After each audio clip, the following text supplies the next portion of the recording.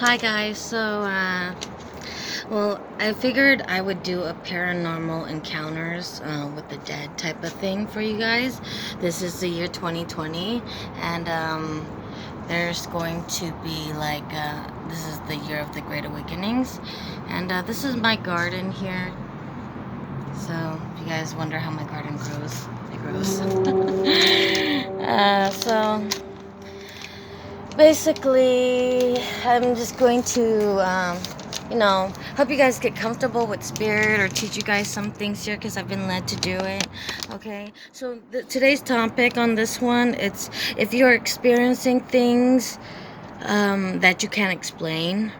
It means that you are gifted in some way. You could be, maybe have some type of psychic gifts, or you can be empathic, or you can be a psychic or a psychic medium, or, a visionary to where you get dreams of some sort or downloads, okay? And,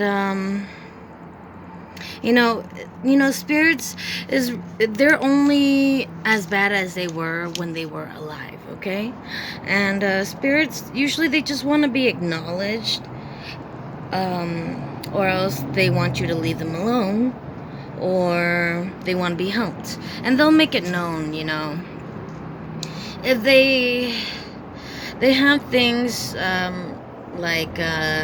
where if they try to put things on you, like say they try to burn you, scratch you, that's not the mark of the beast technically. That could just be that's you angered the spirit and they want you to get out or leave them alone. And especially when the door slams, it's like, leave me alone, or get out. That's them trying to say, I'm angry, you're in my space, give me some privacy.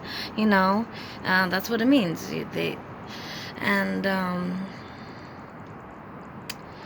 Usually if they want help, they'll try to show you things, and a lot of things. They'll try to show you what happened to them, in your mind's eye. They'll give you, visions or downloads,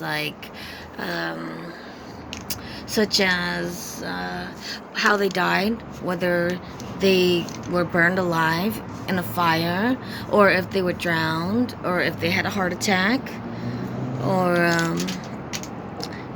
or cancer, like a tumor or something. They'll show you things. They'll give you, they'll either come in your dreams or give you flash visions of some sort. And yeah, so that's how your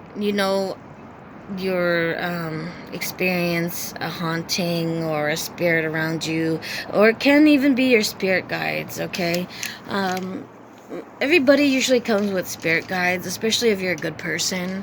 You usually have ancestors protecting you, and it could be one or up to 5 spirit guides, depending on how much protection you need and how gifted you are. Okay, and technically the more gifted you are, the more paranormal experiences you get. Sometimes it can touch you, leave handprints, and sometimes it can touch you so hard where it feels like they pulled a muscle out of place on you. Could be because they could be angry with you, or they want you out, but technically spirits, they have the same attitude as they have as they were alive. Okay, spirits are also human too. Okay, they had a life as well, and they're not all bad. Okay, but sure, if you go to a house that there's a murder in, you should expect maybe that spirit is still lingering around of the murdered person, because they have unfinished business, or they have regrets, or they have guilt, or they have shame, or they want justice, and there's a reason why they're still there. And spirits, they can choose to be earthbound, or they can choose to move on. Usually when they have unfinished business is the reason why they choose to be earthbound, or they just have ownership of a place. This place is very historic, and the owner that built is the one who built the place, is the reason that why they feel entitled to stay. and they don't want to move on. So there could be a lot of things, and I'm open to discussion. So if ever you guys have any questions, just feel free to ask me, and if I am guided to answer, I will answer. And I'm here to help support you guys during this great time of awakening. So feel free to ask me things, because I know that a lot of people go through, these things, and they have questions and they can't get any answers because they don't teach you this type of stuff in school, so yeah, Door to Spirit has always been open to me since my very first memory. I must say, like, I was like 1.5 or 2 or something. While I was still in diapers, I can remember when Spirit was talking to me. And I've had several life or death moments which really heighten my gifts as well. So also, some people, they're clairvoyant, and as you can see here, like right behind me, right here, you can see, if you are clairvoyant, you might be able to see this spirit here, or this one here. And they can appear on the elementals, okay? So this can be earth, like wood, or air, smoky fog that, whoosh in front of your face to show an image of themselves, or water. If you have a glass of water or even a piece of crystal, you can look at it and they may show themselves on it, or they may show you something that they want you to see, because maybe they want your help in something, or they need to tell you something. Or it could be like, if a flame flickers and it like blows up kind of big, it's kind of something important is coming, and you should feel it in the air when it comes. And some people, about the air thing, like if you hear the sounds, Spirit likes to talk to people, and especially those that are clear audio. They will talk in a chopped and screwed voice, and that's just their way of making sure you heard them and correctly, okay? And yeah, they can say their name, like Beth.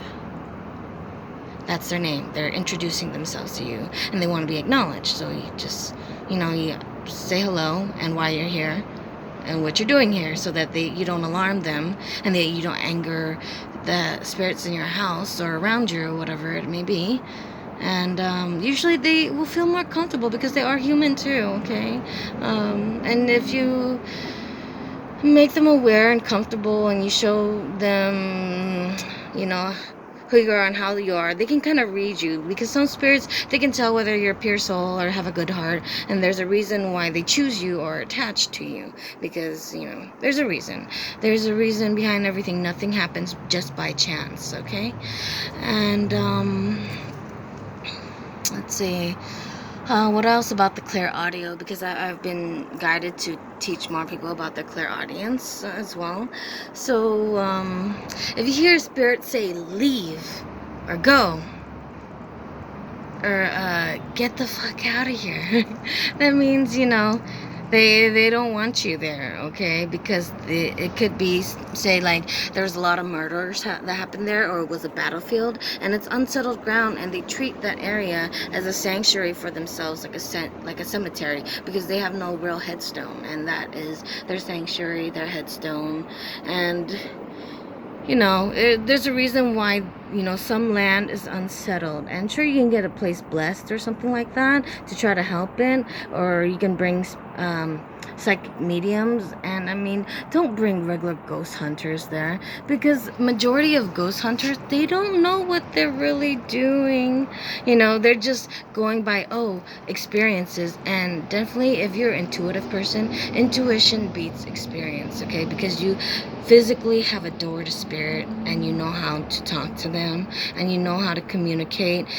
And say you're a psychic medium, spirits will use your voice box. They will come and use your voice box to pass on a message to somebody else. If you are a beacon of light, or if you are a person, a messenger, okay, of God or something, they will use you, okay? Because if they choose you, they will use you. And, you know, and I can't say it's all bad, you know, it's not all bad, but, you know, spirit has their ways. They have their ways of thinking. They think this is good for you, they're gonna do it. You know, they might not think of it in your terms, oh, you wouldn't like it. But, you know, sometimes other guides might tell them, oh, you wouldn't like this, so don't do it. But some guides, they're like, you know, how they are and when they were alive is how they're gonna be in spirit, okay? And nobody just wakes up in the morning trying to just be mean to somebody, or, you know, unless you're like a vengeful person, you have a reason to be spiteful type of thing, or a grudge. But no, spirit isn't usually like that, okay? And so that's also one thing. And I guess some people have poltergeists experiences, and that's more of your own creating in the place. Like that energy, that spirit has a pulse, and the house has a pulse, okay? That means that there's a reason why it's like that. Either the place is really old, or there's somebody attached to the house because they either built it, or, you know, a fond reason or a good reason or a bad reason that they're attached to it, okay? But poltergeists, they usually will, you know, only the spirit will be heightened around only one person. Like, say you try to do a seance, or say you try to use a Ouija board, there's a reason why they latch onto you, because you've opened up a portal. And that's why you don't use things like dice, Ouija boards, or spirit boards, or EVPs, because, well, you open a portal and, you know, anything can come flying across that portal. It's, you know, a gate, okay? And I mean a gate. So just be mindful. You treat spirit like you would a friend or a family member, okay? And that's how you should go about things. Or, you know, as a guest, or you're the guest, okay? All right, thanks. And yeah, ask me if you guys have questions. And if I'm guided to answer, I will answer if I feel you guys really need help. Thanks.